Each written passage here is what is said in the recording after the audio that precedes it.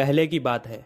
किराटों के नगर में एक ब्राह्मण रहता था जो अज्ञानी, दरिद्र, रस बेचने वाला तथा वैदिक धर्म से विमुख था। वो स्नान, संध्या आदि कर्मों से भ्रष्ट हो गया था और वैश्यावृत्ति में तत्पर रहता था। उसका नाम था देवराज। वो अपने ऊपर विश्वास करने वाले लोगों को ठगा करता था।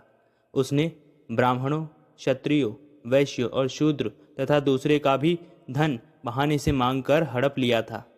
उसने अधर्म से बहुत सारा धर्म अर्जित किया था, परंतु उस पापी का थोड़ा सा भी धन धर्म के काम में नहीं लगा। अपनी इच्छाओं और कामनाओं की पूर्ति के लिए एक दिन रात्रि में उसने ईर्ष्यावश अपने ही सोए हुए माता पिता और पत्नी को मार डाला और उनका सारा धन हड़प के ले गया। वह पापी अभक्ष्य भक्षण करने लगा, यानी जो खाने योग्य नहीं है, जैसे मांस आदि, और मदिरा पान करने लगा। एक दिन घूमता घूमता वो देवयोग से प्रतिष्ठानपुर, जो प्रयाग में है, वहाँ जा पहुँचा। उसने एक शिवालय देखा जहाँ बहुत से साधु महात्मा एकत्र हुए थे। अब देखिएगा, जब भगवान को कृपा करने की होती है ना, तो वो निहाल कर देते हैं। अब ऐसा मत समझिएगा कि यह इतना पापी, इसने इतने पाप किए और भगवान इस पर कृपा करते हैं। हम में से प्रत्येक ने जितने अनंत जन्मों में पाप किए हैं ना, उसकी गिनती नहीं की जा सकती। इसीलिए अभी से जाग जाओ। अवश्यमेव भोक्तव्यम कृतम कर्म शुभाशुभम। तुम्हें अपने कर्मों को भोगना ही होगा, और तुम्हारे कर्मों को अगर कोई काट सकता है तो वो स्वयं भगवान है या उनका नाम है। वह देवराज उस शिवालय में ठहर गया। वहाँ उस ब्राह्मण जो कि देवराज था, उसको ज्वर आ गया। ज्वर यानी बुखार। वह ज्वर से पीड़ित था और वहाँ एक ब्राह्मण देवता शिव पुराण की कथा सुना रहे थे। ज्वर से पड़ा हुआ देवराज ब्राह्मण के मुखारविंद से निकली हुई उस कथा को निरंतर सुनता रहता था। एक मास के बाद, यानी महीने के बाद, जब ज्वर से अत्यंत पीड़ित होने पर उसके प्राण निकल गए, तब यमदूत आए और उसे पाशों में बांधकर बलपूर्वक यमपुरी ले गए। और अचानक इतने में ही शिवलोक से भगवान शिव के पार्षद गण आ गए। उन पार्षदों के गौर अंग, यानी उनके शरीर कपूर के जैसे सफ़ेद थे।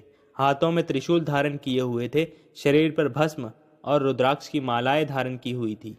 वे सब के सब क्रोध से युक्त यमपुरी में आ गए और यमराज के दूतों को मार पीट कर, बार बार धमकाकर देवराज ब्राह्मण को उनसे छुड़ाकर दिव्य विमान पर बैठा दिया और शिवलोक यानी कैलाश जाने लगे।